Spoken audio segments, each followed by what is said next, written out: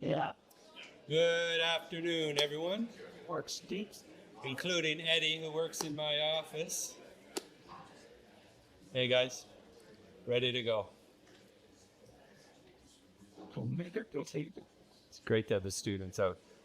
Oh, We just let the last couple people settle in, and we'll get underway to what's going to be a fantastic leadership insight session. With all these lights, those of you parked behind, Murray and others, I apologize for that.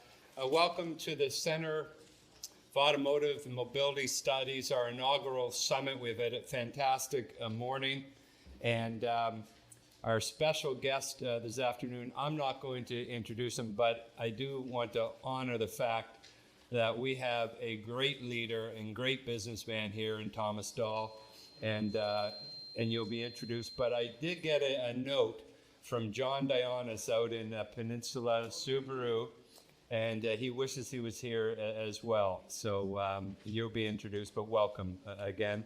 Tim, thank you, Tom. And Kristen Stayhauer is my colleague. Kristen has been the academic vice president at Northwood for 15 years. She leads all academic programming, and all of these leadership insight sessions Kristen has moderated those. She's a pro, but she's also a great leader and academic. She's done her undergrad, graduate, PhD studies at Northwestern. She studied international affairs as a political scientist in Canada, France, and other places around the globe, and also an entrepreneur herself, grew up in a private sector family. So, Kristen, it's great to have you here again, and thank you for leading us. I won't call this gentleman out. He's a friend of the university. But he shared earlier with me that about a month ago, I had an opportunity to speak to a group of employees, about 300. And I spoke, and I continue to speak quite passionately about Northwood and who we are, unapologetically. And my friend said that he had a couple people say, wow, that was fairly aggressive. And we both agreed that's okay. Because when we look at what is happening across many universities today, and where Northwood fits in this complex higher education space, I think Northwood is exactly what the country needs at this point. You'll notice on the backside of this building, we just erected the largest American flag that I've seen, and we're proud of that. And we fly 6 American flags, and we stand for the national anthem, and we're proud of that. Yeah.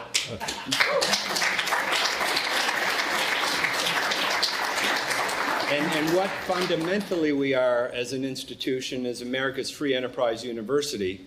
And every student will tell you here today that we have something called the Northwood idea, these fundamental values that has made America the greatest democratic republic in the history of the globe. Things like free enterprise, limited government in our life, personal responsibility, something that is one of the great gifts of our graduates when they go out and they do so well. And so I'm okay if some people think that message is a little bit aggressive, because the good news is that we have a great variety of universities across the country, and there's 4,500 others that they can choose from. And so here we are at Northwood, and Dr. Stayhauer and I started to have this discussion of how do we have discussions from real leaders. And James Duderstadt was the president at University of Michigan. From 88 to 96. He just passed away on August 23rd, sadly. He was a great university president, and as a higher education nerd, I proudly say that, he wrote a really good book called Leadership from the Helm.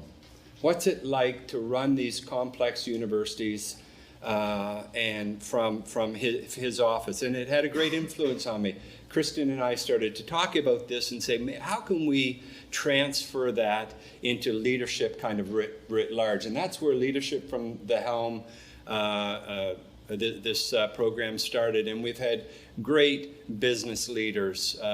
Dr. Gad Saad, he has written a great book called The Parasitic Mind. I encourage you to read that. He's our visiting scholar and global ambassador for the Northwood idea. We've had CEOs, but today we have a great a great leader. And to introduce our special guest, we have another great leader who runs, in my view, grew up in Nova Scotia, Canada. I spent lots of time down in New England. Boston's one of my most favorite cities. But Ernie Bach is the CEO of Subaru of New England. And he is an incredible friend of Northwood. 1 year ago, almost to the day, he gave one of what I thought was the best addresses to a group of students out in home and theater, and had them think about what is it that you want to get out of a university, and you have to be thinking of Northwood. And so Ernie here with his colleague, and I'm only, Jeff, you're not coming up, I understand that, but as a Northwood alum, we're very proud of you, Jeff, as well. And yeah. And so it's really my honor to invite not only a supporter of Northwood, but a good friend and a great business leader and capitalist, Mr. Ernie Bach, to come up and introduce our group.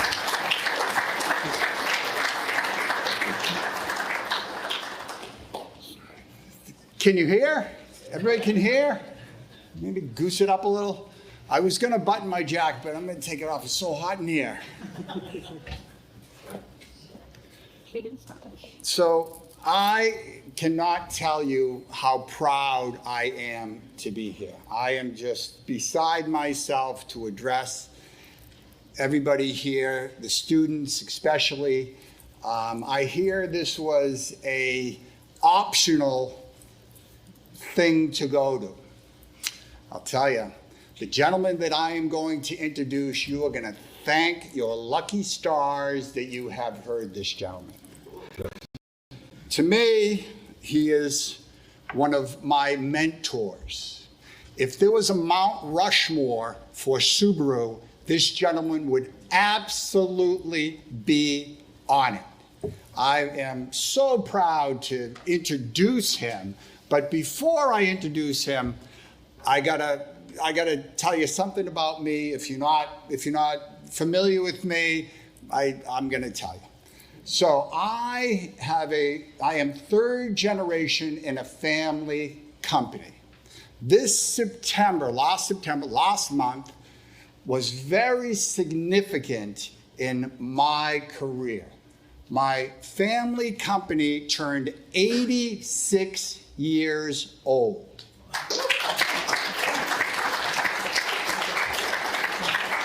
The company that was started by my father in 1971 is over 50 years old and at the top of our game, 50 years later. Myself personally, I just celebrated 40 years in the automotive industry, but not 40 with a suit and tie, with a jacket and tie, not counting me sweeping the floors and washing walls when I was a kid, and every time I got suspended from school, I had to work down at the dealership. Not counting those. When I put a tie on, it's 40 years. And I have been myself with my team, because let me tell you, if it wasn't for my team, I would not be standing here right now. I have the honor of celebrating, let me get it going. Okay, all right. Give me a second. Don't relax, don't worry. All right, so being in the automotive industry is not easy. Being in retail automotive industry is not easy. But I suggest every single person here at some point get into sales in the automotive industry, if indeed the automotive industry is where you want to go.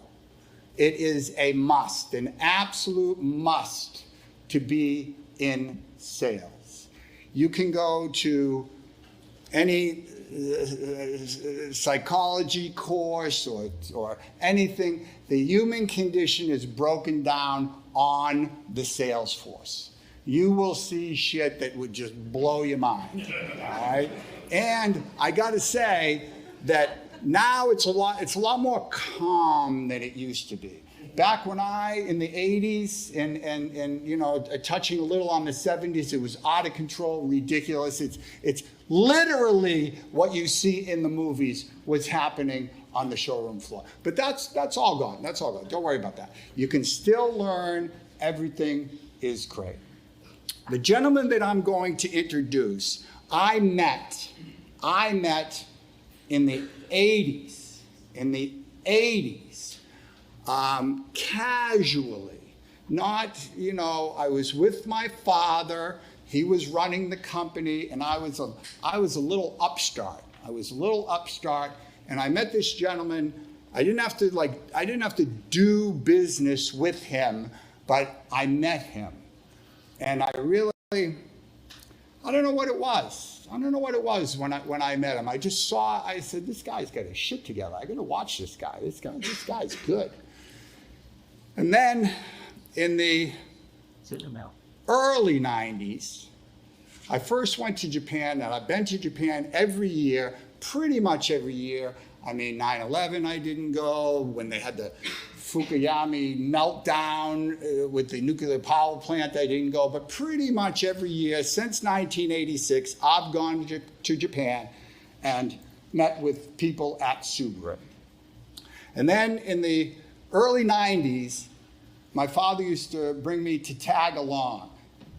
And then in the mid 90s, I started getting more involved, not really knowing what it would be like. I gotta tell you, when I first went to Japan in 1986, I had a suit, I had a tie, my shoes were shined. They were so buttoned up over there, it was frightening. Now, I can go to meetings like this. I don't have a problem with it. They don't have a problem with me. I have earned the right to be respected by the Japanese. So when my father died in 2003, I was running the #1 Honda dealership on the planet, not the country, the planet. The #2 Toyota store on the planet. And then I was thrust into Subaru of New England, the #1 private distributor of Subarus in the world. And I gotta tell you, it wasn't easy. I used to think when I call him the old man affectionately, when I used to work for the old man, I thought I had the toughest job in the world because he'd be barking orders at me and this and that. I'd be working 12, 14 hours a day. You know how suits have creases? My crease is gone. None of the crease is gone. And then when he died, I realized I had the easiest job in the world because I would meet with him, he would give me the marching orders, and I would do it. Then I had to come up with the orders. And at the time, Subaru was not what it is today. We were just getting off of, this gentleman might touch on it, the valley of despair, where sales were just stuck. I remember at one time, I had over 4,000 Subarus unsold at the port. 4,000 unsold. To put that into perspective, since 2008, every Subaru has been sold before it hits land.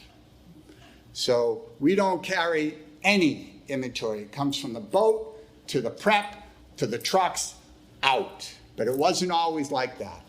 And the gentleman that I am going to introduce was in there slugging, making it happen. I'm not going to take any of his thunder away, but all the cool stuff that you know about Subaru came from this gentleman. And, you know, I'm thinking about saying his name and I'm getting goosebumps because the two big mentors in my New England accent, in my life have been my father and this gentleman. So you heard his name at the beginning of this, and it's not going to be the reaction, which was no reaction.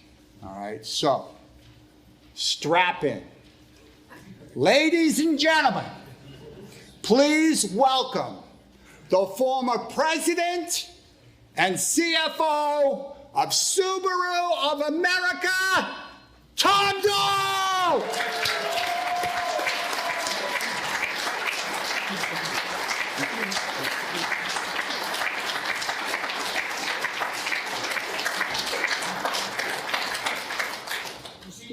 I was the CFO. Thanks for that introduction, Ernie. I'm really touched. You're a good friend and a good partner, good business partner for us over the years. Subaru New England has always been at the top of our leaderboard in terms of our sales. Subaru New England, for those of you who don't know, they manage the 6 New England states: Maine, New Hampshire, Vermont, Massachusetts, Connecticut, and Rhode Island. Consistently in the top in terms of market penetration in the market for Subaru. What, at 9% of the market? If we had 9% market share all over the country, think about where we would be. You'd be talking about Subaru in the likes of General Motors and Ford Motor Company and Stellantis and Nissan and perhaps Toyota even. But that's the type of job that they do. In fact, some of the things maybe we'll get into a little bit later in market development, we actually copied from Subaru of New England, particularly with how they went to single-point Subaru stores, dedicated management, dedicated salespeople, because that's what we had to do in order to turn our business around. So, Ernie, thank you for your leadership over the years. It's been my pleasure to work with you, Jeff, your team. You're a model. Enough about me. All right. I'll let Kristen take it away from here. Well, let's get rolling, and that was a wonderful introduction, and we are going to have a great conversation today. Thanks to all of you who've joined us here in Griswold Lecture Hall and those joining us via live streaming. So, Tom, we'd love to hear about how you got to Subaru in the first place. Okay. And how you became the top leader of Subaru of America. Thanks. You have an interesting story. I was actually an accounting major. I went to Villanova University, if you ever heard of it, and graduated in 1977 and worked for an accounting firm for 5 years, Arthur Young and Company, which is now Ernst & Young. It was one of the big 8 accounting firms back in the day. And around 1982, I realized I didn't want to be in public accounting for whatever reason. So I was looking around for a position and happened to see one open at Subaru. And essentially what the job was at the time, Subaru was for those of you who don't know, was a public company. So we were traded on the NASDAQ exchange under the symbol SBRU, which is kind of the symbol that they use now, but it's on the Nikkei exchange. And it was really one of the few companies at the time that was growing in the Philadelphia area. So naturally, there was an attraction for me to try to get into the company. And fortunately, I was able to get the job. I was able to get the interview and get the job.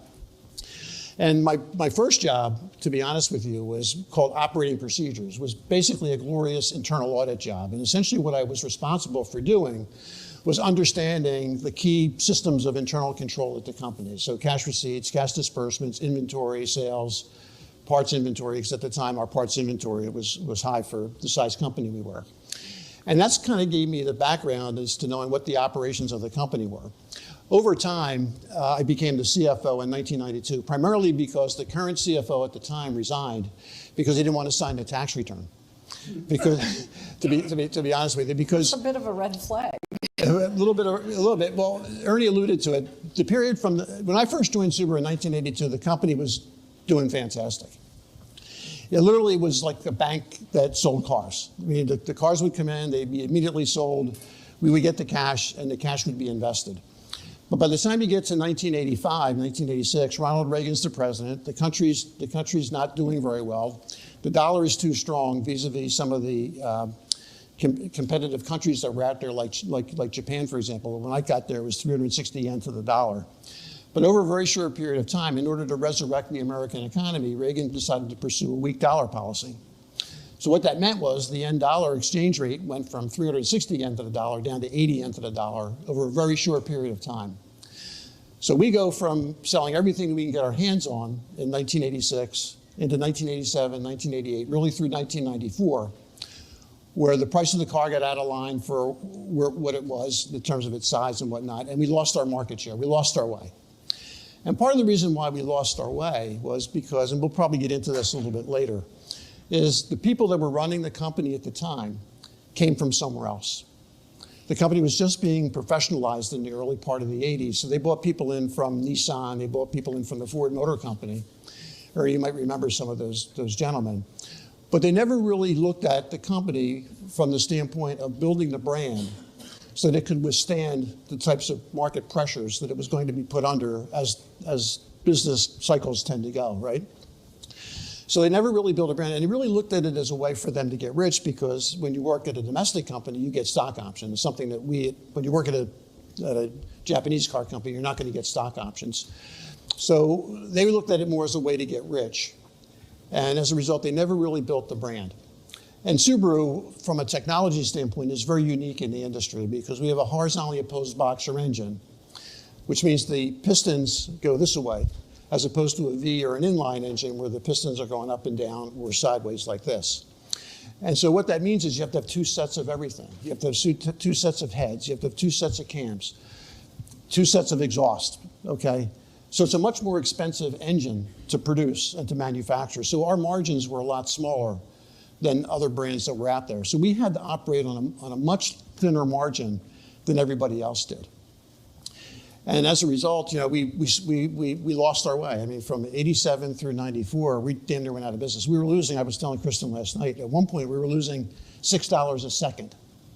So every second that went by, we're losing $6 a second. And I was the CFO at the time, and I'm arguing with our regional vice presidents. They're arguing about some nonsense. And I'm saying, you know how much money we just lost? You know, if you do the math, think about that. $6 a second, every day, 365 days of the year. That's how much money we were losing. And it wasn't just money we were losing, it was cash flow.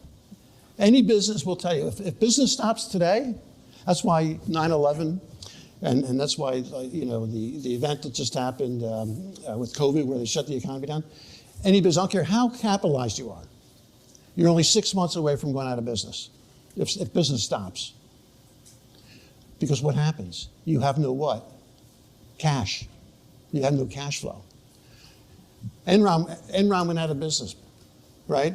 Why did they go out of business? Not because of their earnings. They had no cash flow. So don't believe the numbers that are on the income statement. You want to focus on the numbers that are coming in through your cash flow statement.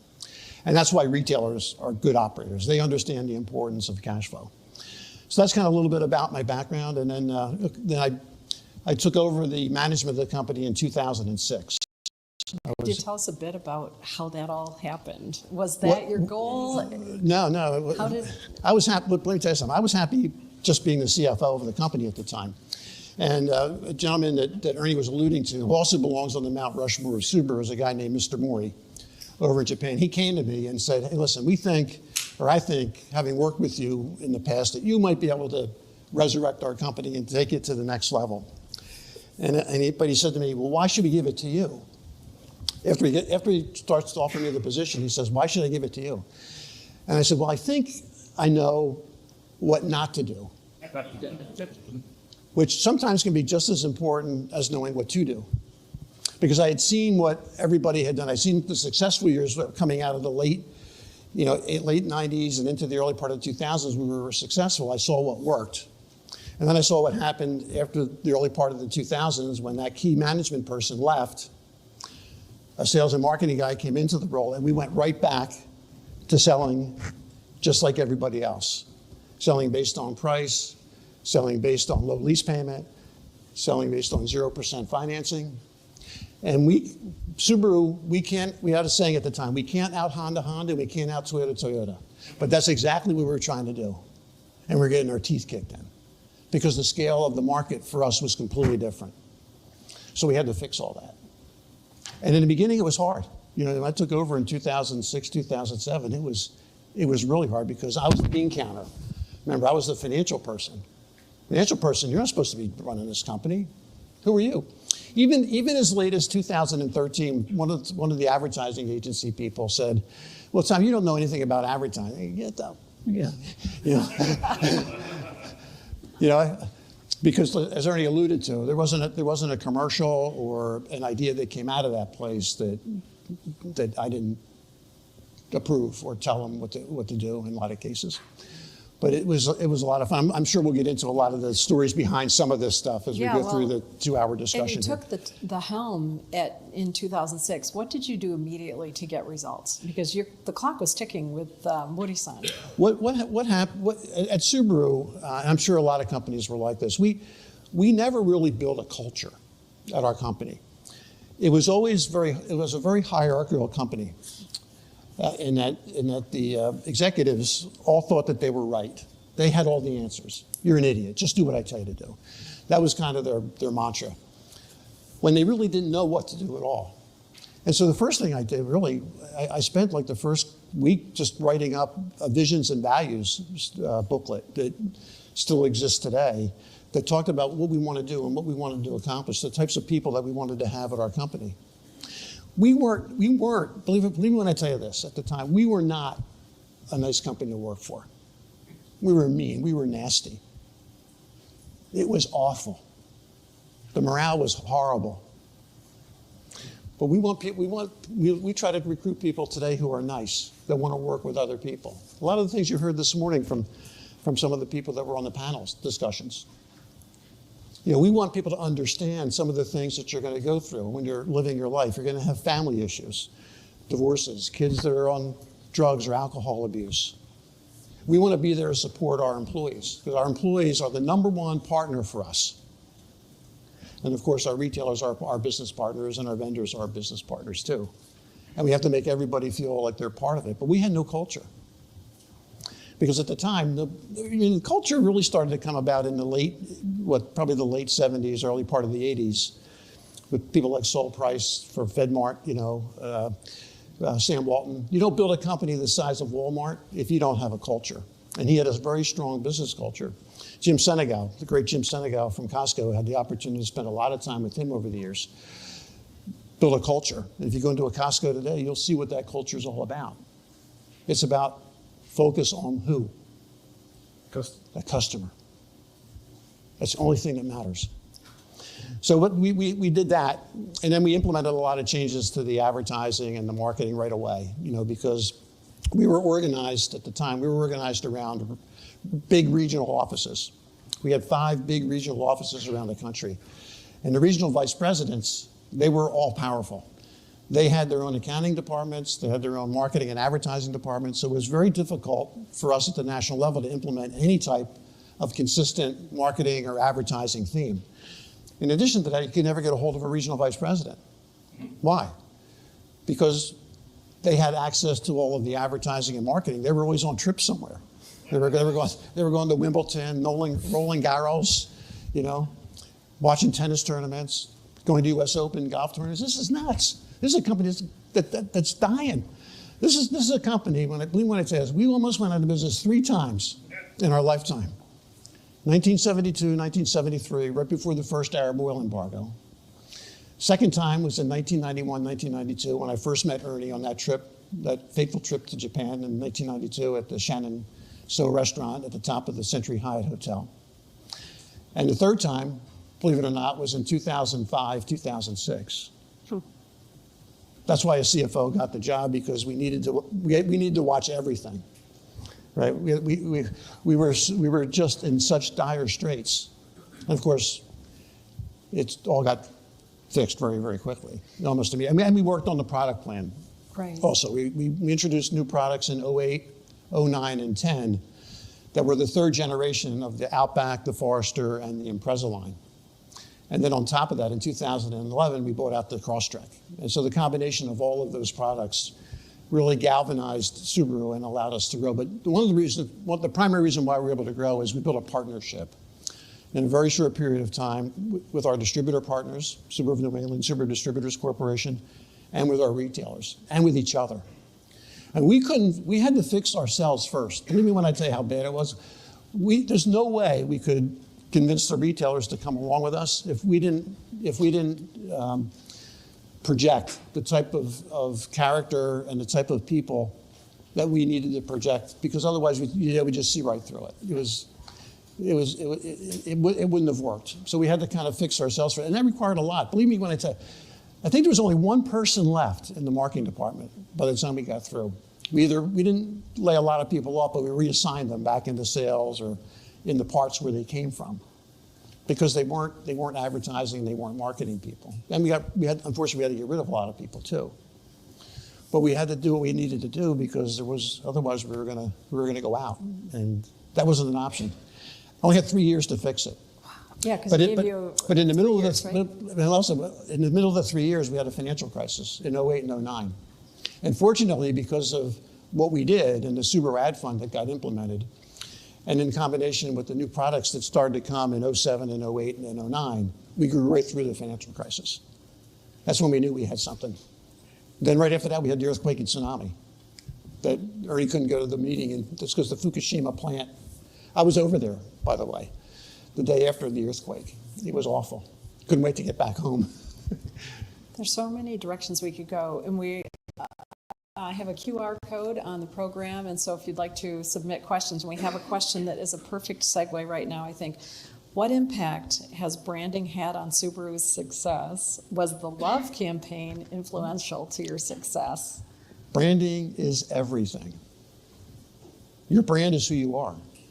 If you're going to describe yourself as a person, who is it? And believe me when I tell you the story about the Love campaign. This is a true story. We had the moniker, it's what makes Subaru a Subaru. Before we had Love, it's what makes Subaru a Subaru. But we were debating internally as to, okay, what should be put in front of that? Personally, I liked the word trust. Trust. A lot of meaning in that word trust, right? But before we decided what we were going to do, we said to our advertising agency at the time, we just switched that. By the way, when a new person comes into a company, one of the first things they do is they get rid of the old advertising agency, which is what I did. So we got rid of the old advertising agency, and we bought in a new advertising agency called Carmichael Lynch out of Minneapolis. And there was a gentleman there by the name of John Colasani. And I said to John, let's do some market research and find out what do our customers think of us. So we interviewed our customers. I think somebody on the panel said this morning, we have to listen. You really should listen to your customers and your business partners, because they will tell you what you need to know. And our customers would say, I love my car. I love it. It gets me here. It gets me there. I don't have to worry about the weather conditions. I have this, I can do this. They love their car. So Colasani was pushing for love. That's what makes a Subaru, right? Our CMO at the time, our chief marketing officer, didn't like that, because he said, you can't own an emotion. It's not possible. Anybody can come in and say they love something. You don't love a car. You love a person, you love an animal, but you don't really love it. It's a figure of speech. It's not going to work. So anyway, we go over to we have this meeting, and we go over to the McCormick & Schmidt. Remember the McCormick & Schmidt restaurant, which was across from the old headquarters building in Cherry Hill, New Jersey. And we're there from 6 o'clock at night to probably 2 o'clock in the morning. I was bombed. And I don't know how I got home that night. So I finally said at the end of the night, I said, here's what we're going to do. We're going to try it for a year, and we'll see what happens. And we never changed it. Sure. And then what we did is we worked hard with the retailers to make the retailers, because if somebody's going to love it, they got to love everything about it. So they have to love their interaction with the retailer. They've got to love the interaction with the manufacturer. They got to love our interaction with our customer call center. All of these things have to be loved, and we have to show that love back. We have to project it. And then the other thing with the Love campaign, this is another thing, was we implement this in 2008. 2008, remember, September of 2008 was when Lehman Brothers went down. In March, it was Bear Stearns, remember? But the big one was Lehman Brothers. So Lehman goes out in September of 2008. We go over to Japan, about a week after Lehman goes down, in the midst of this financial crisis, to pitch Mr. Mori on the idea of taking $500 out of our incentive budget and putting it towards these 5 national charities that we're going to support at the end of the year. When everybody's doing their year-end sales events, we're going to take a different route. We're not going to advertise low price. We're not going to advertise 0% financing or how cheap you can get the lease payment down. We're not going to do that. We're going to advertise supporting these 5 charities, national charities, ASPCA, Make-A-Wish, Meals on Wheels, National Parks Foundation. I forget what the other one was. I think it was Ocean, whatever it was. And he looks at me and he says, you know, in a nice Japanese way, "Are you nuts? Do you know how much $500 per car is? Do you know what you could do in terms of buying down an interest rate or in terms of giving a customer support on their trade-in?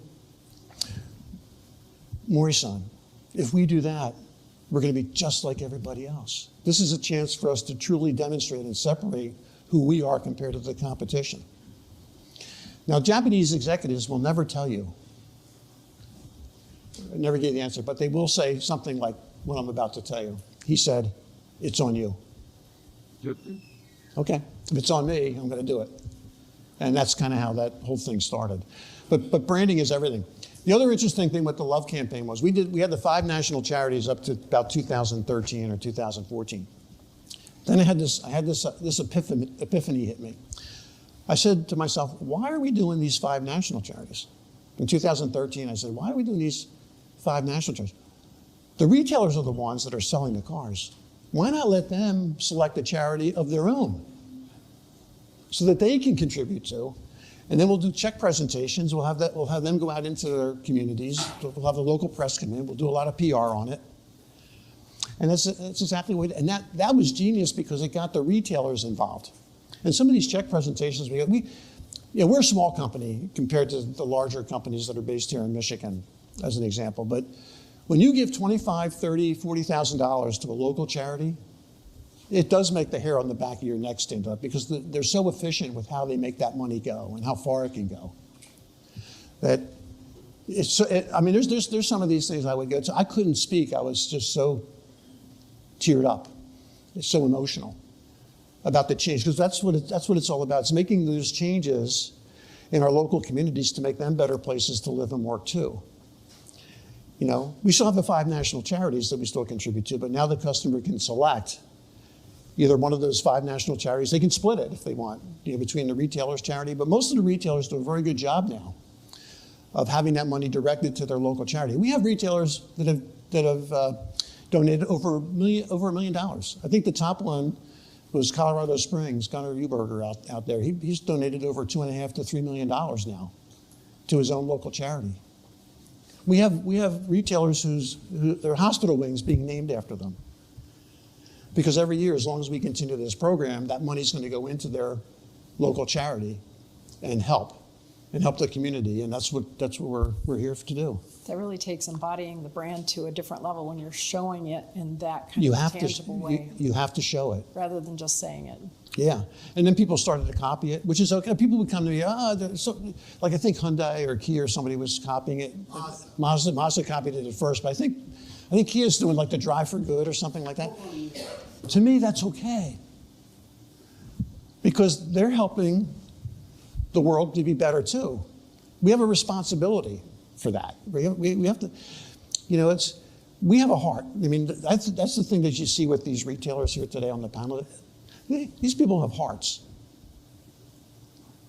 Right? And I think people on the outside think, I'm going to go to the dealership, they're going to screw me or whatever. No, they want to help you. We're here to help. We're here to assist. And that's what we tried to do. Those were the types of things that we tried to change. And it worked. Our sales went from, as Ernie was alluding to, from 1998 through 2006. It's the best car market ever. Every year the sales were over 16.5, 17 million, 17.4 million vehicles. Subaru was stuck selling 180,000 vehicles a year. What do you think those meetings were like in Japan? Right?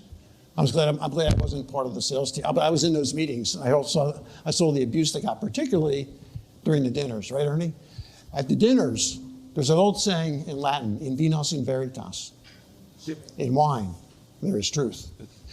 And when our Japanese executives would get pie-eyed, man, would they let you have it. Well, now it's different. I mean, now they're very appreciative of everything that we've been able to do. Tom, to just give you some immediate feedback, this is our 8th one, and I've never seen so many questions flowing in from online as today. So let's have them. And one of them ties to what we were talking about before.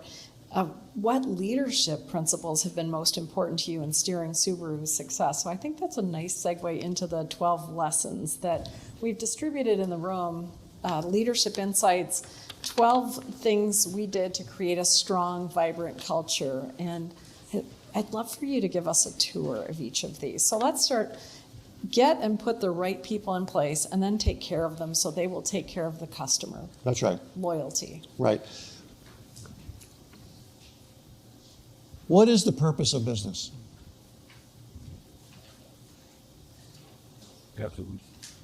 Like create and serve customers. To generate a loyal customer. Loyalty is extremely important, right? Because if it's a loyal customer, they appreciate the value that the Subaru products are creating. They'll be more than willing to pay the price. But you can't get to the loyalty that we needed to get to if you're not taking care of your own people, which is what we weren't doing. As I said earlier, we were kind of a nasty organization. And then the other thing is when we did have good people, we micromanaged them. The people that were in charge of a lot of departments, they were what I would call very strategic in their way, right? They didn't set, there's a principle in the military that says freedom within discipline, right? John Wooden actually said this, the legendary basketball coach at UCLA. Here's the concept of what we're trying to accomplish. You're on the ground every day. You're seeing what's happening in the field. Do what you think you need to do, but stay within these parameters of what we're trying to accomplish. But the key is you got to take care of your people so that they take care of the customer. So it's all about the customer. You have to obsess over the customer and the customer experience, which we can probably get into a little bit later. Because one of the things I thought was missing in some of the discussions this morning about the manufacturer's point of view with the retailers and where we think Why don't we go there right now? Okay, the thing that we were talking about this last night is every 10 or 15 years, one of the manufacturers says, we want to control the retail experience. We think we can do a better job. Right now it's probably because Musk and Tesla is doing that, right? And they seem to be doing it pretty well, all things considered. The reason it comes up is because when you're at a manufacturer level and you're trying to develop a brand, it's the retailers, it's too inconsistent because you've got retailers that are down at a different level of the market. We're up at this level of the market to get them to appreciate and understand the strategy that we're trying to implement. I think Subaru is really good at this. I think we have close to 60% of our retailers that are on board with our strategy and market and advertise the way we want them to advertise. But they still got 40% that aren't. Right? Now, it depends on who those 40% are. If the 40% are smaller retailers, and that's not really going to matter, but you need to get your key retailers and your key markets to represent your franchise well. And that's what I think we do a pretty good job of. But I think that's what manufacturers struggle with and why they always come back to because it's like clockwork. Every 7-10 years, we want to take over the distribution chain. Ford tried to do it in the late 1990s. Farley mentioned it, some time ago. But we're committed to the retailer organization, the retail model, and it's about us educating. It's about us educating. That threshold too, because you shared a story when we were talking before about how you were with Mr. Mori and you were celebrating the achievement of a new level of sales. Yeah, Mr. Mori retired in 2010, and we're over in Japan. In 2010, we broke through 250,000 sales for the first time. And he says, well, there's two stories here. He says, my goal, my dream was to sell 250,000 vehicles in the United States. And without hesitation across the table, I said to him, Mr. Mori, you need a new dream. And he liked that. He says, what should the new dream be? 500,000.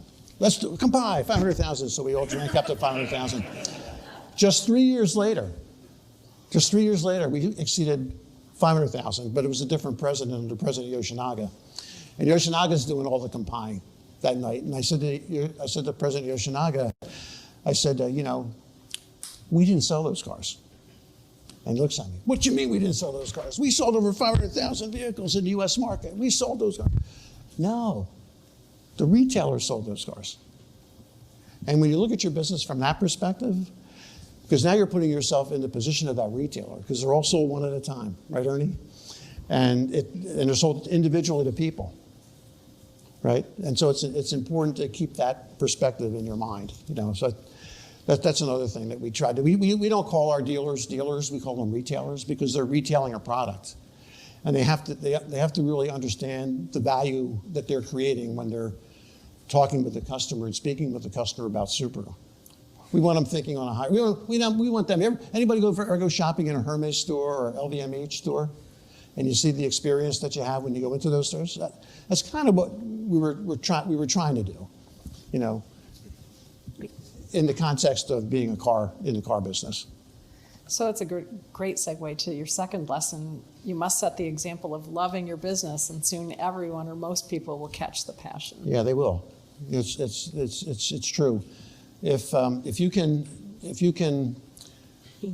extend that leadership and show that leadership, people today in particular are yearning for it because they don't get it. Everybody's hot. I mean, just look at the half-truths that we see in the press, right, about how things are presented, right? Nobody's telling you the truth anymore. But that's what we're all about: truth and honesty and integrity. That's lovely. And the thing for the young people in the audience that I would suggest is, passion is an important thing, and having a dream is an important thing. But as you're younger, like I had no idea, and when I started working at Subaru, I would ever get into this position. I would just say be open to opportunities that are going to come up, because they're going to come up. And you want to be able to put yourself in those positions to be considered for those opportunities when they do arise. So be open to it. Even if it's an assignment that you're going to get that's outside of whatever you're interested in, do it. Get the experience, because it shows that you got a great attitude. And I'll take attitude over anything. Attitude is one of the most important things. Sharing your profits is another one. Yes, so share your profits with partners, and you talked about how important your retailers are, and what would you add to that? I would say, that... Because it's really a shared win, isn't it? It's a shared win. Yeah, sometimes I would get criticized from time to time from some of our colleagues, whether they were in Japan or in the United States. Well, we should change. I'm just making it up. Like, for example, when we have floor plan assistance for our retailers, but when our inventories were low, like Ernie was talking about, and the cars are basically pre-sold, why don't you take the floor plan assistance off or lower it by a couple $100? Nah, it's better off, because it shows that we're in this thing together.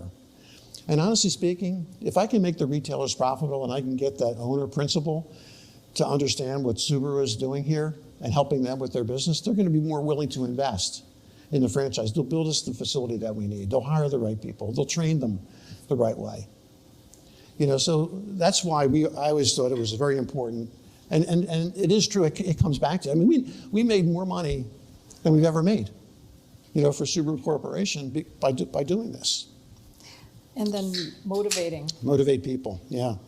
We at Subaru will tell you, and some of my colleagues are in the back there, I'm looking at them. We had a very healthy dissatisfaction, I guess, with our performance. So no matter how good we thought we did, we always knew we could do something better or do something different. And if you go back and you look at the history of Subaru over since 2006 or whatever, every year we did something different that we thought was necessary to improve our business. We weren't afraid to try anything. Some things worked better than others.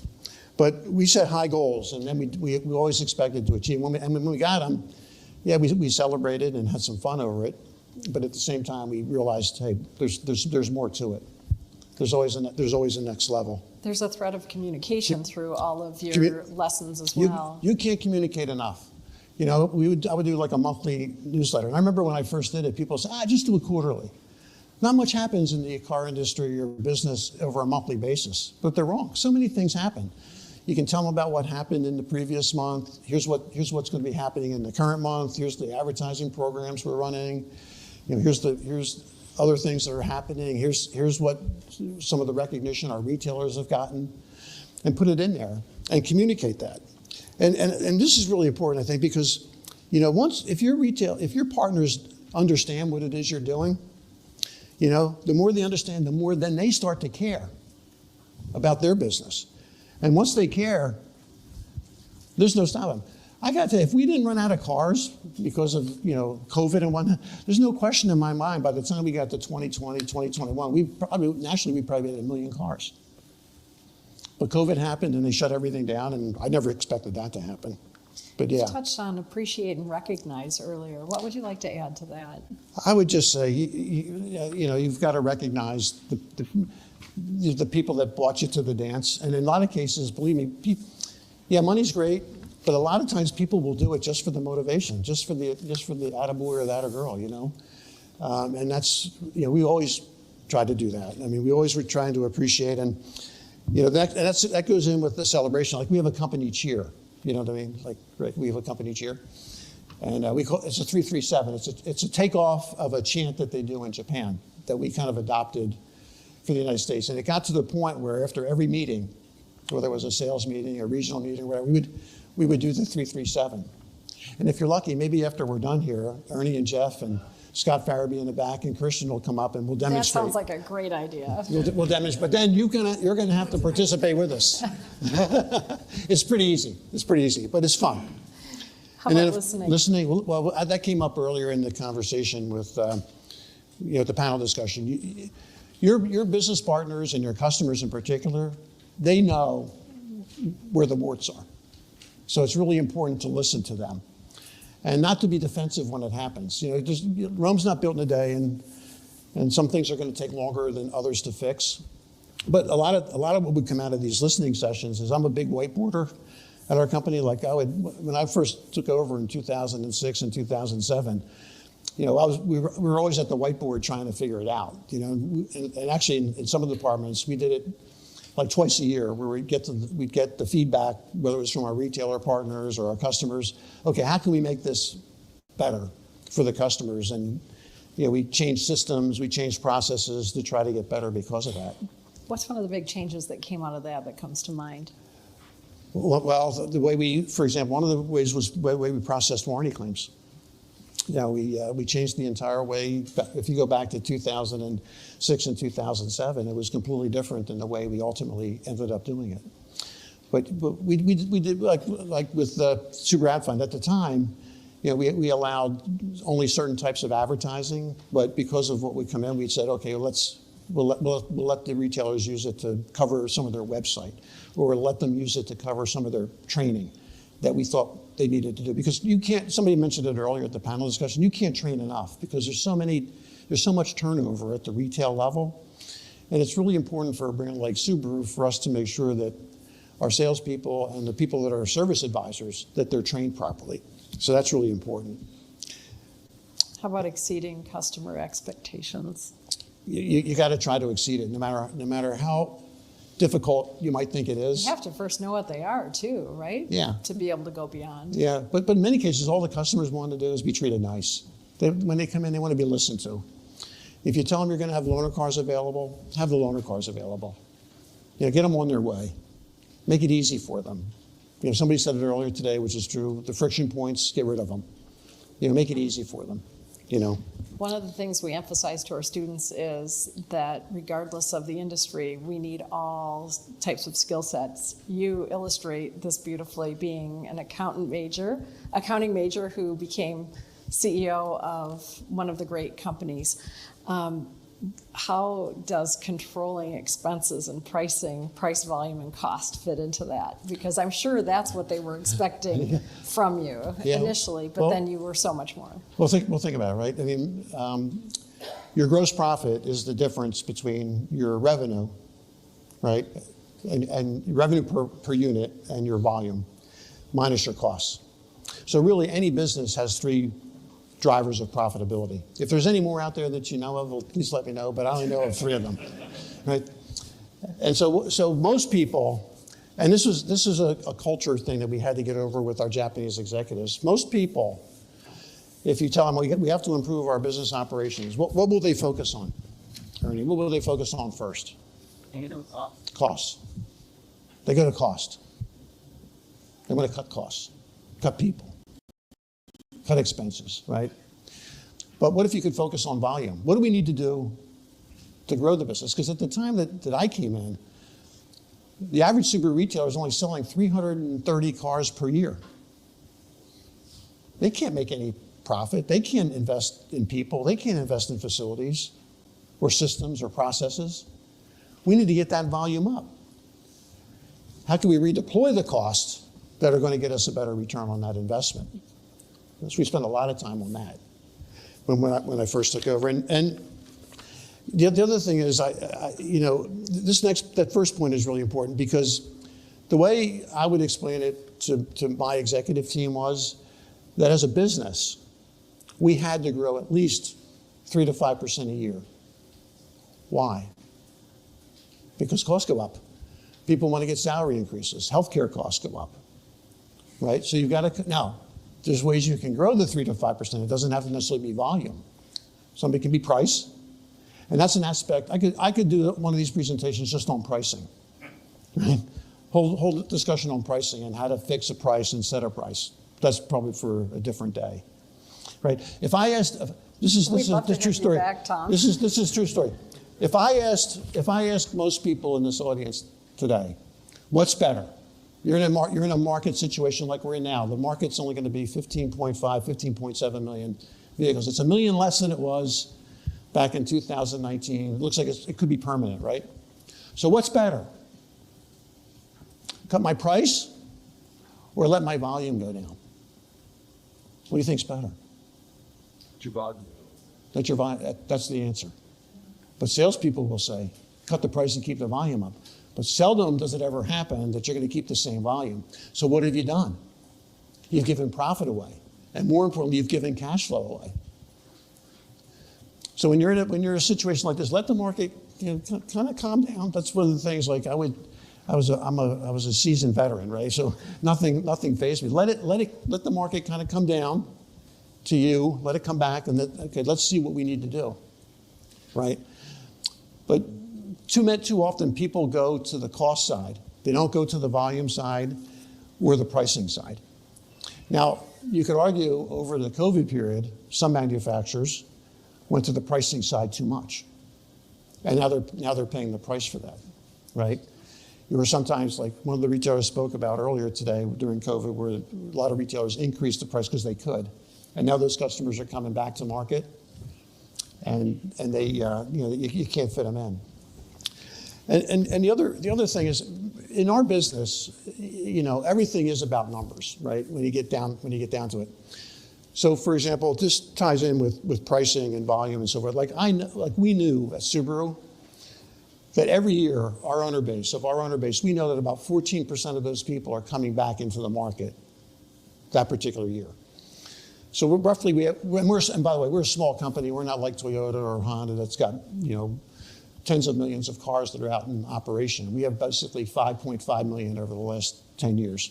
But we know roughly about 14% of those people are coming back. So that's roughly about 750 to 770,000 of them. And we have the highest loyalty percentage in the industry at 61%. So what's that? That's roughly 460,000 people that we know, we're guaranteed we're going to get those sales. But here's the other interesting thing. How many customers how many people are in the car market at any given point in time that could potentially be a referral? Like how many customers of those 460,000 people, how many people do they know that are in the market to buy another car? The minimum is 3. 3 people at any given point in time. Now we know you're not going to get all of them, but what if you could get 1? Or even half of 1? multiplied over that number of people, you see how easy it could be. Becomes exponential. Yeah. And so that's how you would determine, okay, here's what we think we could charge for price, here's what our marketing and advertising expenses could be. Because we don't need to conquest as many cars because we just don't have the cars available. So what could we do, right?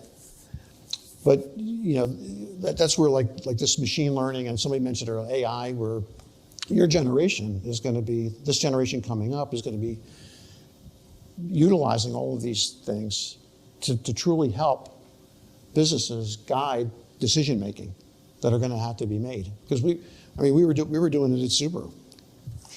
Your 11th is be different. What do you want to be remembered for?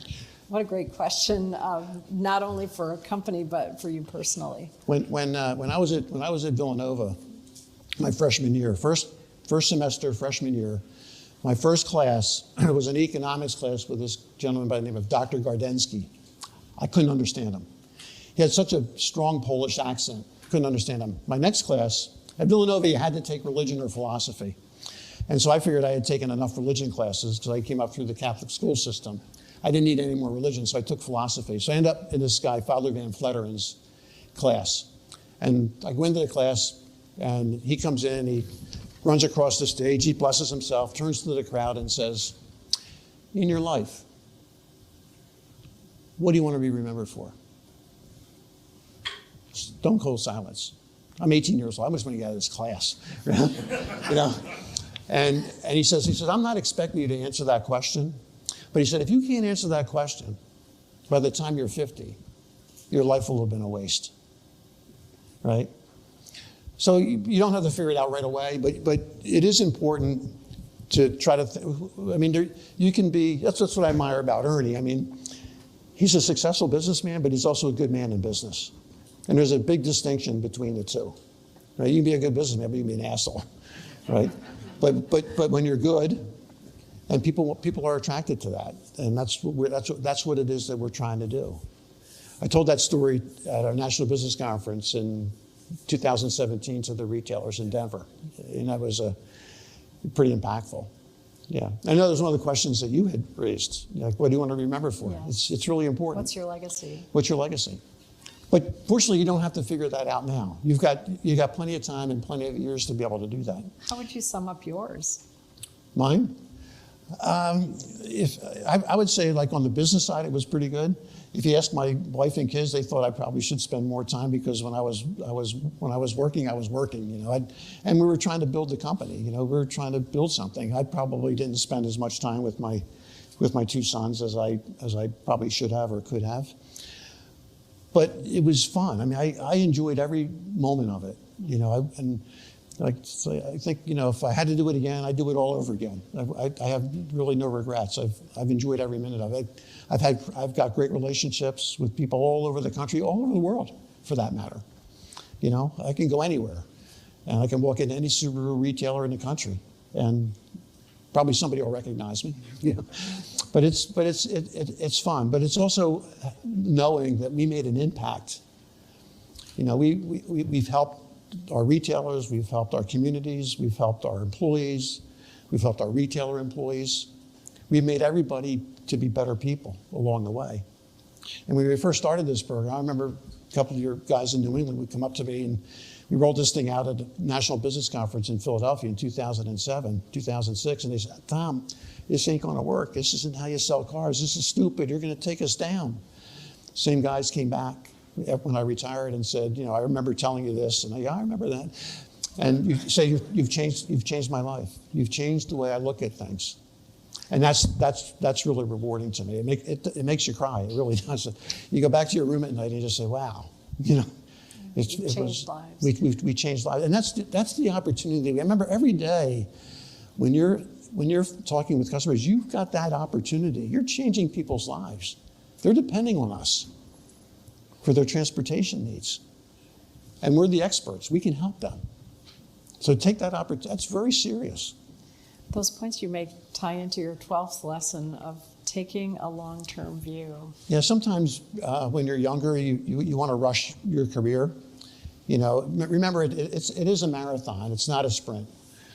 Was it Steve Jobs said he gave a speech at one of the commencement, I think at Stanford University, where he said you can only look at things in the background to see how everything kind of connects in your career, and you'll see how it all kind of connects as you go. But don't rush it. You know, like I tried never to let the short term interfere with the long term. You know, we're always trying to build towards something. You know, there was a saying, you know, when we weren't doing very well, a lot of the people at Subaru would say, well, you know, it's the product, right? It's got to be the product. It can't be us. We're the management, right?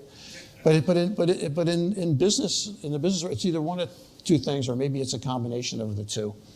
It's either bad product or bad management, or it's a combination of the both, right?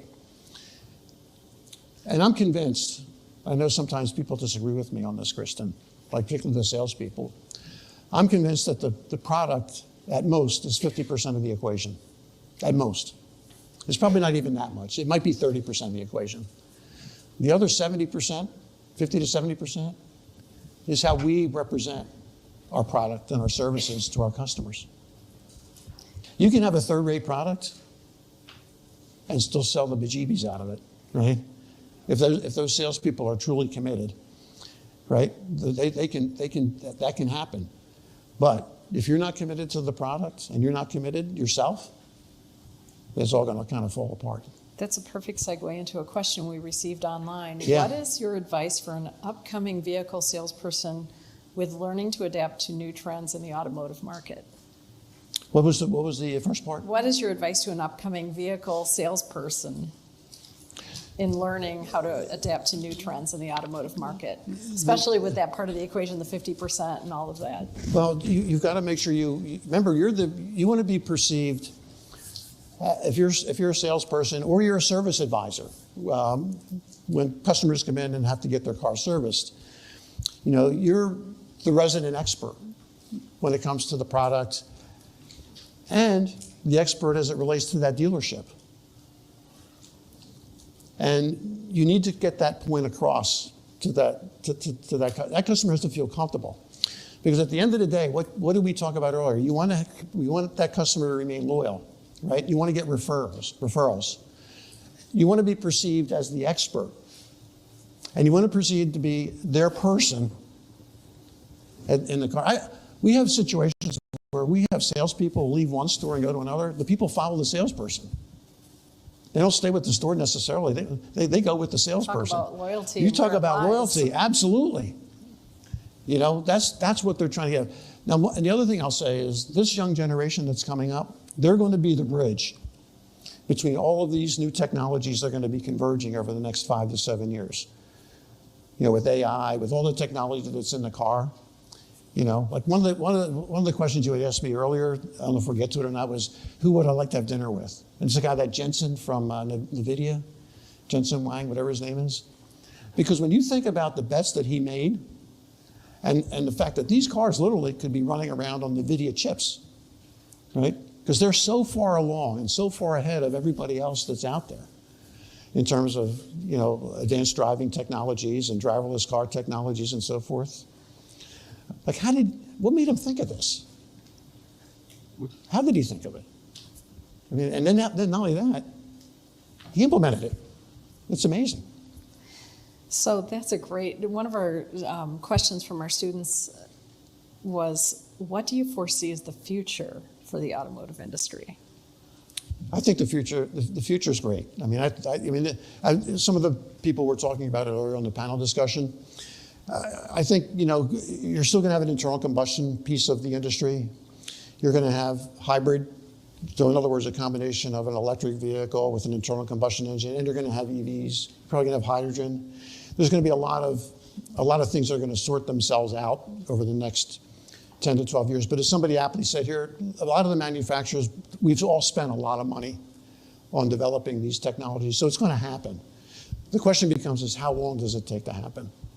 And over what period of time does it make sense for it to happen? Right now, the regulations and so forth between CAFE and greenhouse gas, they're too tight. Nobody's going to be able to make it. Yeah. And they're going to have to relent. Otherwise, they're going to put these companies out of business. The fines are just outrageous. And so we're not going to be able to cede our market, our auto industry, to the Chinese or some other low-cost producer that come in because they control most of the raw material. And that's the other thing. Right now, there's no economies of scale because only a couple of countries control the rare earth metals, and so there's no cost efficiencies that we're seeing. Interesting segue into governmental mandates around certain kinds of technologies. What's your perspective on that? Well, I'm not a mandate person. I think the markets decide. If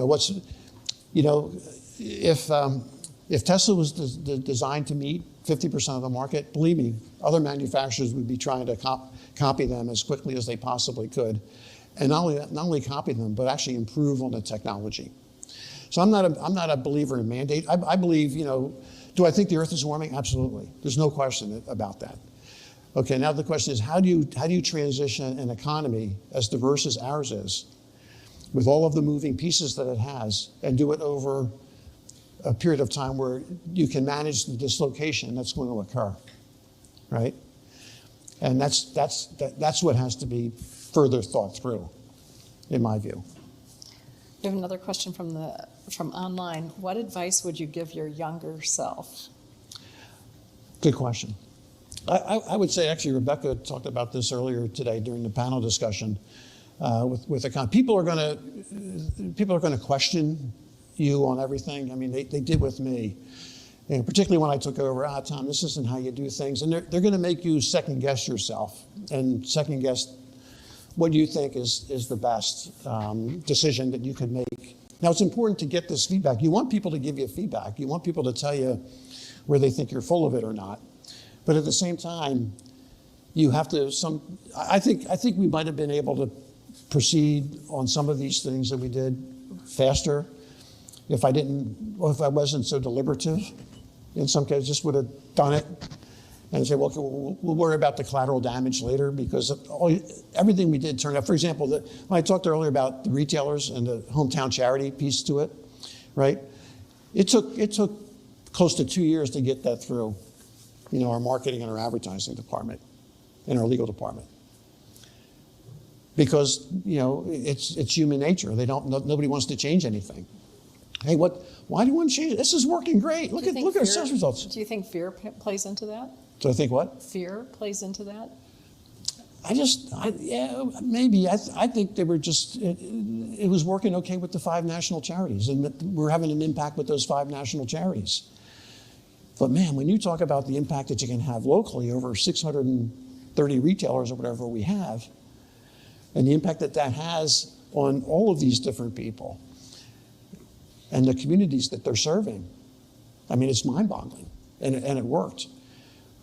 So I was probably a little bit too deliberative and kind of entertained. So I finally had to order it. I said, "No, we're going to do it." So we just ended up doing it.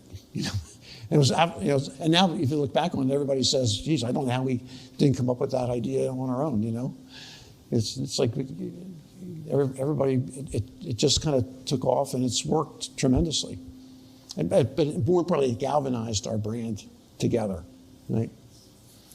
Sounds like many of those 12 lessons in play right there. Oh, yeah. Here's another question from online. What was one of the most impactful moments in your career? Was there ever a time when you turned to a mentor to seek guidance? Oh, really good question. I would say the first part, most impactful, is when I realized in 2012, this would be 2012, after the earthquake and tsunami year. That year we sold, I think we sold like 336,000 vehicles that year. That was the year I knew we were onto something. And that we didn't have to worry about survival. And that we could start to think more strategically about our business and where we wanted to place it and where we could see ourselves in the automotive industry. Before that, honestly speaking, I was worried about just surviving. Yeah, we had a long-term vision and a plan. But remember, this is a company that for years just was living hand to mouth. And then the next year in 2014, we did like 424,000 sales, right? And then we were picking up 90,000 sales a year in some of those years. I mean, we go to these auto shows and people would come up to you. How are you doing this? Are you reporting fleet? Are you doing a lot of fleet? No, I'm not doing any of this. It's all retail. There's no funny business in any of these numbers, you know? And I would say a mentor, somebody whose advice I respected the most was probably my wife's. Because I would come home and I would talk to her about different things, and she would just say, your judgment is good, just do it. You know, just tell these people this is what you're going to do. But you do need to have somebody kind of on the outside. Sounding board. Ernie was a good sounding board. Jeff Rubel there is a good sounding board. Some of the retailers on our advisory board over the years were terrific sounding boards. Right? Because you got to be willing to go the opposite way from the herd. That ties to your point about listening as being so critical. Yeah, everybody wants to go over here. Oh, if they're going over there, I'm going to be over here. It's hard to believe, but our time is almost up. Wow. And it flew. And we would love to do another session with you, Tom. In closing, the one question: what advice would you give our students? From your vantage point, what you've learned, what piece of advice would you like them to take away from today? That you've got a 40-plus working career, if that's what you want it to be. I mean, hopefully you'll become millionaires and you can retire after about 30 years into the business or whatever. But remember, it's all about the experiences that you're getting and the opportunities that are going to come up. And don't limit yourselves really to anything. You know, I wouldn't necessarily put myself on a timetable if I was a younger person. You know, let it kind of, I mean, I never did, you know, and I think I did okay. I mean, I think it's important for you to believe in yourself, trust yourself, you know, seek out mentors, people that you think that can help you and aren't going to, you know, judge you on something that you want to do. But be yourself more and have confidence in who you are and trust in yourself, you know. And always think about in your mind, like every person I would meet, I would want to say, how do I want that person to remember me? You know, do I want them to think, this guy's an idiot and you know, doesn't care? Or do I really want them to try to build that relationship with them? Because it's back to that class at Villanova, doesn't it? Yeah, well, because you never know where it's going to lead. Yeah.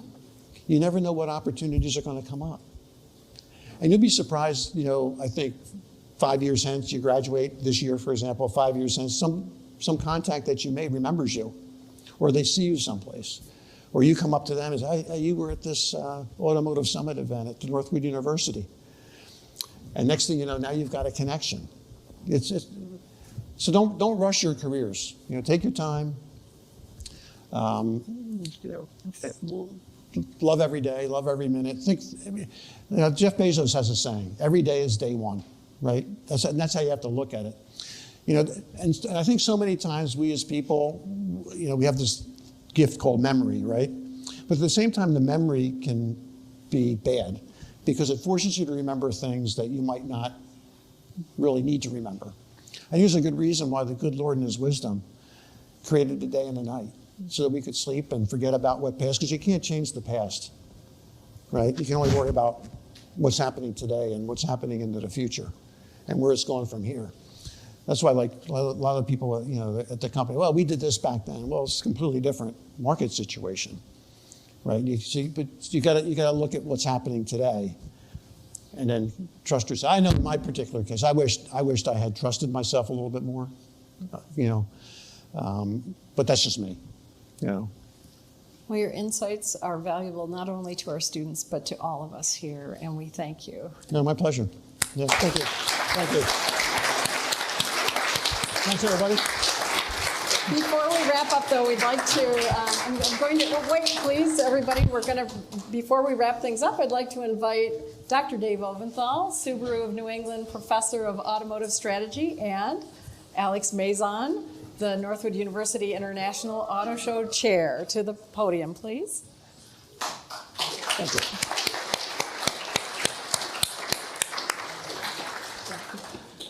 Thank you, Dr. Stahauer, and thank you, Tom.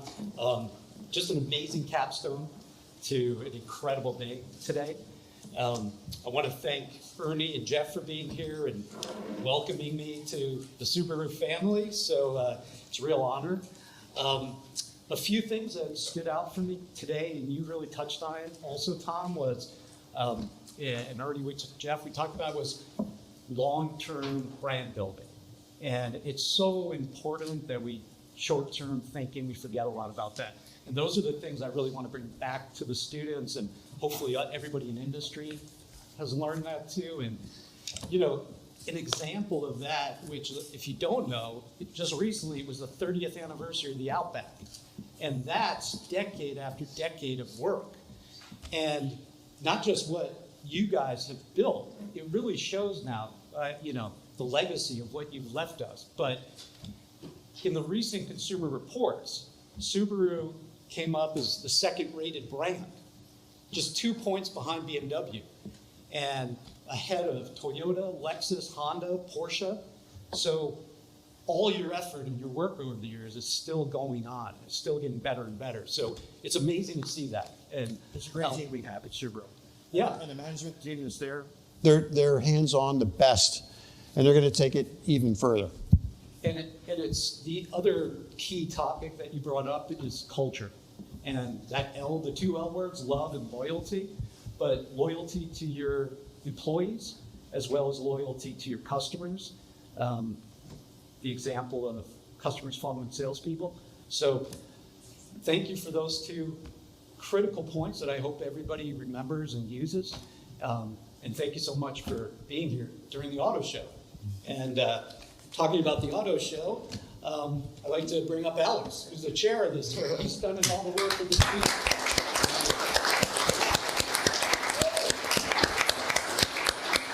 Thank you, Doctor, and thank you for being here. Something that I sort of wrote down here, and I was writing down a few things throughout the speech was one of my favorite quotes was freedom with discipline.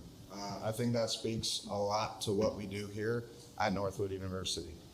Another thing that I took away was it's a marathon, not a sprint. That immediately made me reflect on my time here at Northwood University. So this will be my 5th auto show, and for the longest time, it's always been a sprint to the first weekend in October. I'm like, let's get here, let's go, let's do it.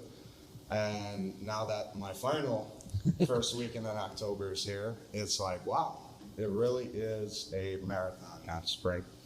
I think that is something that each of us could take away from this moment here today with us, and I really appreciate you being here.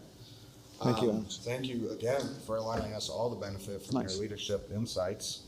Mr. Dahl, to commemorate you're serving as a guest for Northwood University's Leadership Insights, so view from now, we have a gift to show you our appreciation. Good. Well, thank you very much. Great. Wow.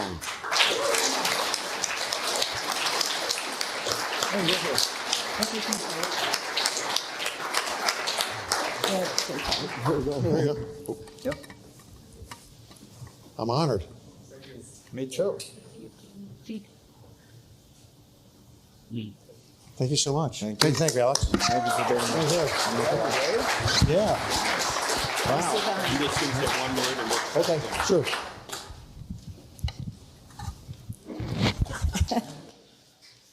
Well, thank you, everyone. I'm just going to leave you with two things before you go. Number one is, as a university president, the reality is that I'm on the road a lot, and I could disappear for weeks.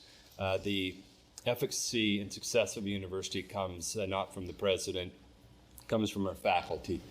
And touched on that a little bit, in the importance of people, Tom. And in a very public way, I just want to honor Ernie Bach again here today. The fact that Subaru of New England felt so strongly about investing in great faculty to help us hire someone like Dave to come here as the New England Subaru professor, that is fundamentally what makes a great university great. So Ernie, I just wanted to honor you for that, and thank you very much.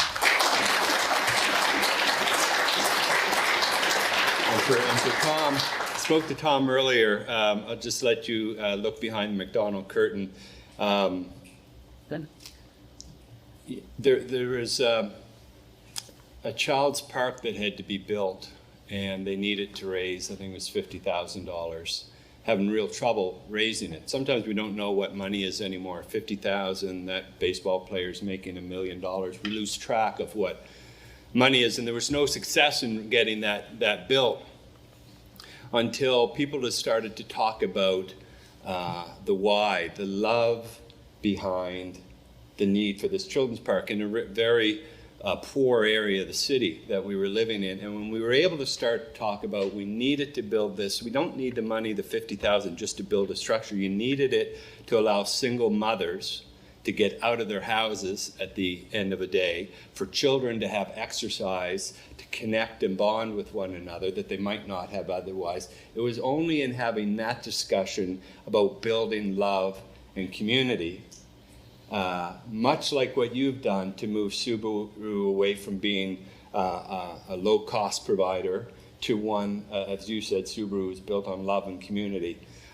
It's not lost on me that I thought coming in here that you would be a wonderful connection to Northwood because of some of your success in managing. You talked about no mandates. We're a no mandate university. You talked about redistributing the philanthropy from 5 national things. Let's make it local. That's kind of a small government approach. But I think it was what really struck me, Tom, was this synergy between your belief in people and I say this, and I'm criticized by saying I love our students because they are exceptional young people. And any, the noise that we hear on TV and the fear that we don't have this next generation of leaders, it's really easy for me to say, you just need to come spend some time and talk to these folks. So that was a really rich takeaway for me. And I can tell you this on behalf of our faculty, staff, alumni, board of trustees, but in particular students. You are welcome on this campus at any time. We would love to have you back. And it's been a real blessing to have you here. So thank you very much. And we are going to have a fantastic 61st auto show with Alex and his team. So let's celebrate them. So thank you, everybody.